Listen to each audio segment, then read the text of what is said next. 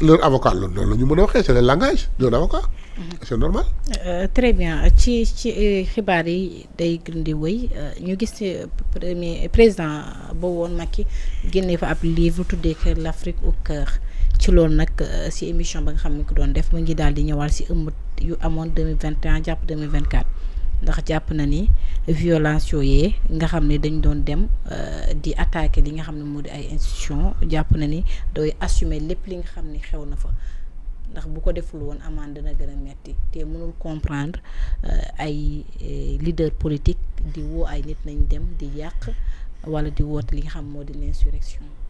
Bien. Qui dit ça, Macky? Oui.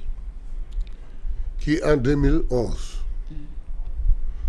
moo yor maire de Gardam woo le peuple nan dem déloger Abdoulaye Wade. Est-ce que nous sommes allés jusque là-bas? Est-ce qu'une seule fois dans nos expressions on a parlé de déloger Macky? Lui il demandait d'aller déloger Macky Sall ba ak Abdoulaye Wade mu mer gàddoom yor xeeram. Et puis qu'est-ce qu'il pouvait dire d'autre? C'était lui le chef d'orchestre, c'était lui le principal responsable. Mais dafa mën a toog fenn taxaw di wax naan non ce qui s'est passé di ko expliquer, il peut pas l'expliquer, il peut que l'assumer. nee na l'État devrait rester debout te loolu la def. Très bien, l'État est resté debout. Pour tirer sur le peuple qui marchait sans armes. Lu noonu ils ont tué un agent de l'État, ils ont tué un agent du gouvernement, ils ont tué un responsable du gouvernement. Qu'est-ce qu'ils faisaient? De la casse ici par là. Ça valait que ñu leen dóor ay balles, ça valait d'acheter des armes hein, dans une procédure diabolique d'une valeur de 54 millions qu'il donne à des nervis qui tapent sur des gens. Il dit qu'il l'assume. Mais il va dire autre chose. Loolu la mën a wax. Il écrit un livre en passant. Il dit Afrique au cœur, après Sénégal au cœur. Après Afrique au cœur. Il dit Sénégal au cœur, il dit Afrique au cœur. Il écrit un livre pour montrer son amour ci Afrique. Alors que ma ngay dem di ko publier ji aux États-Unis da war a bind Amérique au cœur, les États-Unis au cœur. Tout pays africain bu ma leen waxoon j'ai écrit un livre l'Afrique au cœur dama ko bëgg publier ñooñu ubbil ko seen bunt. Mu taxaw di labar ba départ ce qu'il fait il est en train de se remuer parce que nag njort dafa njortu ni nit ñi dañ njortu ni dossier yi yëpp ça va aboutir à lui, c'est une pyramide. Koo waxal Sénégal loolu lay wax kii ragal naa ni ci moom lay mujj léegi nag il commence à s'agiter pour lëb xëy na ëllëg bu dara amee ñu ni voilà dem. D'ailleurs coïncidence pour coïncidence Macky lancé na mandat international contre doomam waxul. Macky jàpp nañu beau-frère am waxul. Mise en accusation ay ministres ñi mandat de dépôt ñi bracelet waxul. ñu bëgg jàpp Madiambal Diagne mu daw Macky génn wax. da nga jàpp loolu moo tax mu wax. Coïncidence pour coïncidence je dis. Et dans cette même allure il se fait interviewer par benn presse de protocole de la France de propagande de la France, France 24, qui de toute l'interview benn question moo leen ci intéressé au président de la République. Est-ce que Macky peut être poursuivi? loolu rek lañ ci intéressé woon diplomatiquement tontu leen ni mooy kan su amee lu ko taxal il sera poursuivi comme tout le monde mais pour le moment il y a rien contre lui yam foofu mu génn di agité wu. Balañ ci yëg tu vas poser la question mais je vais balancer. Je l'ai entendu tout de suite dire naka la ñuy làqe une dette. xam naa foofu sax daañu fa dugg mais laata foofu moom mi ngi wax aussi ci livre bi page 68 su ma juumul mi ngi wax wàllum réduction des comptes prétexte la ngeen di jàpp ay ñoñam ngeen di tëj ay ministres ngeen di ay anciens ministres ngeen di tëj jàpp na ni loolu nekkul réduction des comptes. Sur bi muy jàpp Karim Wade c'était sur quoi? C'était pas une réduction des comptes avec la CREI. C'est que quand il le fait c'est bon mais quand on le fait c'est pas bon. Et puis l'OFNAC c'est Macky qui l'a créé moo ne kii c'est pour nous moo ne je ne protégerai personne et finir par le faire. C'est pas lui qui avait dit que la crise c'était pour les autres mais l'OFNAC c'est pour nous. L'OFNAC fait des rapports ñi exploite rapports yi mu ne abi la c'est que Macky dafa weex wala dafa ñuul man sama point de vue laa wax en tant que Sénégalais pur et simple. fekk naa Senghor ba léegi le plus nul de nos présidents c'est Macky et d'ailleurs ça c'est un président par accident. Ah oui. Pourquoi? Je vais le prouver. 2012. Si Tanor et Niasse s'étaient entendus, le peuple aurait voté pour celui qu'ils avaient choisi, qu'ils auraient choisi. Ils ne voulaient plus d'Abdoulaye Wade. Ils avaient peur de Idrissa Seck. Macky, personne ne le connaissait, ou bien avec son esprit sournois, mais il a fallu que la situation se renverse quand Niasse et Tanor il faut se retrouver pour désigner quelqu'un top ci. Chacun pour ses intérêts n'a pas voulu céder. Ils ont cassé le peuple le vote pour Macky est un vote de refuge. Mono voter Abdoulaye Wade, mono voter Idrissa Seck, Tanor, Niasse, il ne restait qu'une seule chose. C'est bon, abstenir, Wade pourrait en bénéficier. Les gens sont allés voter pour Niasse. Et quand je dis les gens, moi compris.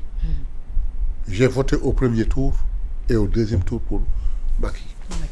Et je l'ai défendu pendant plus d'1 an. Donc c'est un président par accident. Deuxième, tout le monde connaît que les résultats réels des élections, il devait y avoir deuxième tour entre moi et Ousmane Sonko.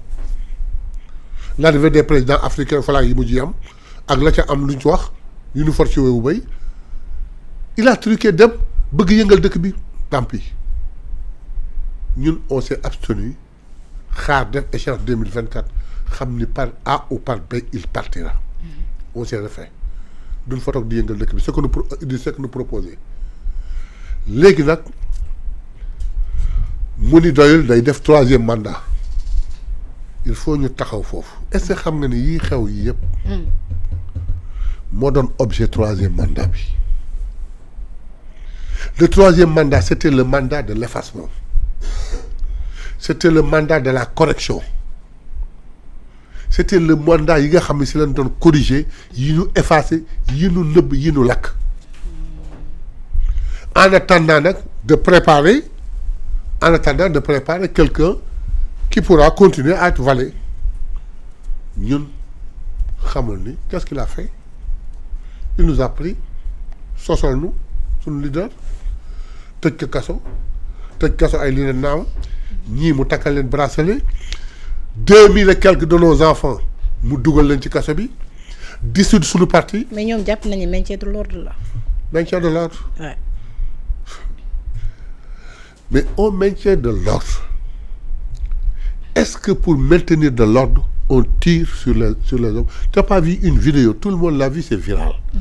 Où quelqu'un habillé en force de l'ordre, je ne dis pas il est force de l'ordre, habillé en force de l'ordre, qui arme son fusil, qui a un drapeau vert et rouge. Ça, c'est le maintien de l'ordre.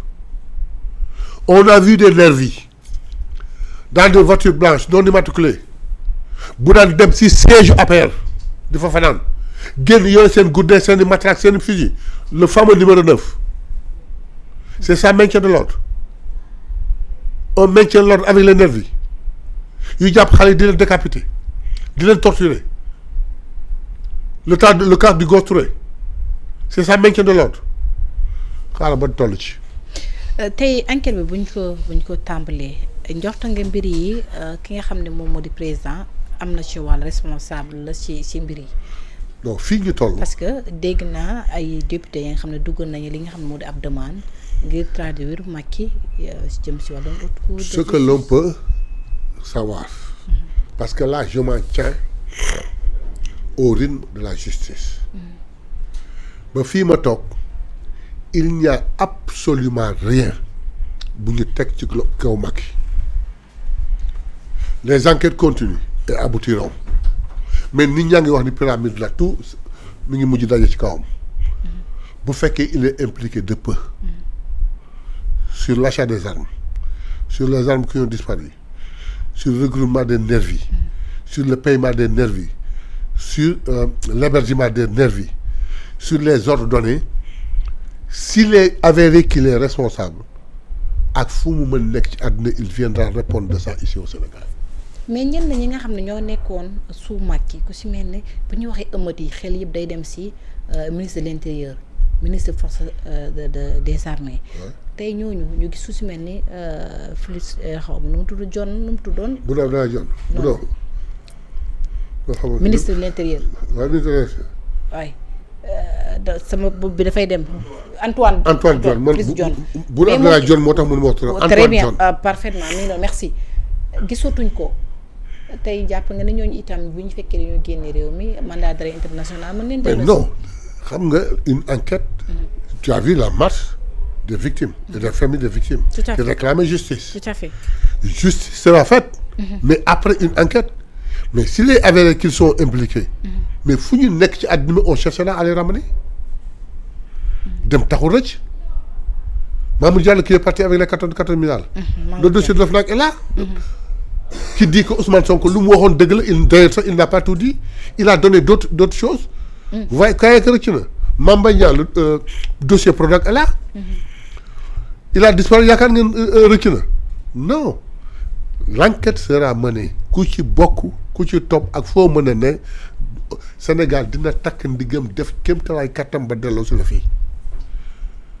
c'est ça l'habitude man sama point de vue propre la en tant que militant de Pastef gis nga si ce gouvernement était parvenu à redresser le pays à impulser et à accélérer voire même à amener les denrées alimentaires à 200 francs le riz 100 francs l'huile et consorts s'il n'y a pas justice on n'a pas réussi man li may xale yi luy wax nangu nañu xiif nangu nañu mar mais on ne laissera jamais partir ceux qui ont tué nos enfants nos frères nos copains suñu toogee ba defuñu lii justice bi on n'a pas réussi c'est ça qui prime et j'exhorte le gouvernement pour mu xar ci tànk tubayam la nouvelle ministre de la justice da ci xar tànk tubayam donc attendons de voir ci sorti Macky ba tey mi ngi wax ci wàllum dette cachée mais dette boobu moom lépp ay question la ko posé. xam nga Macky xool la fekk di nga mën a tontu ay questions yi nga xam ne Macky affaire truand lay def. parce que nee nag dette cachée c'est impossible. non xaaral xam nga on parle de dette cachée. oui. mu ni dette cachée naka la mën a amee. wax procédure. bi dette di amee ba muy àgg BCEAO. mais loolu mënut a ñàkk mais bi affaire bi am demee BCEAO ba beneen BCEAO mettre cet argent là à la disposition du Sénégal xaalis boobu foofu la jaar fan la jaar c'est ça qu'on appelle dette cachée waxuñu ni dafa dem kii lebi ñëw làq tey kenn yëgu ko jaar na ci procédure yi mu war a jaar ba nekk à notre disposition bi xaalis bi war a nekk ci disposition Sénégal la xaalis bi ni mën kenn mënu ko gis dans la comptabilité sénégalaise dans la comptabilité publique c'est ça que nous appelons dette cachée muy def affaire truand di wax naan procédure bi ni la jaar on est d'accord totalement d'accord avec lui loolu mu wax que fii lay jaar procédure en devise lay doon bu ñëwee c'est la BCEAO qui converse on est d'accord avec lui mais quand la BCEAO a mis l'argent à notre disposition xaalis boobu les 5 000 milliards fu mu dugg gisuñu ko fenn dans la comptabilité publique. ah mais moom mi léegi nag. il nous dit. ay questions defal naa ko ay infrastructures. mais qu'il nous dise comment est-ce qu'il a procédé. ça doit figurer dans la comptabilité publique. nee na defal naa ko ay lan defal naa ko ay infrastructures ensuite Macky yamuñu yow. Macky en 2012 qu'est-ce qu'il nous disait mais nit boo koy jugé da nga koy jugé si li mu la digal. Je veux un état de droit. Je veux une gestion vertueuse. Sobre et vertueuse. Je ne protégerai personne. Je ne signerai jamais un décret pour un frère de sang. mooy 4 chartes yu nu Macky digal. bal la ci Macky matal. Il a signé un décret pour son propre frère. Il a signé des décrets pour ses beaux-frères. Il a mis des dossiers sous son coude. Il a protégé. On avait tout sauf un état sobre et vertueux. Nous fi fekk ay sàcc ki daan ñoom lay topp nii. Macky il a échoué, il devrait se taire. ñi ànd ak moom il devrait raser les murs. Macky lan la fi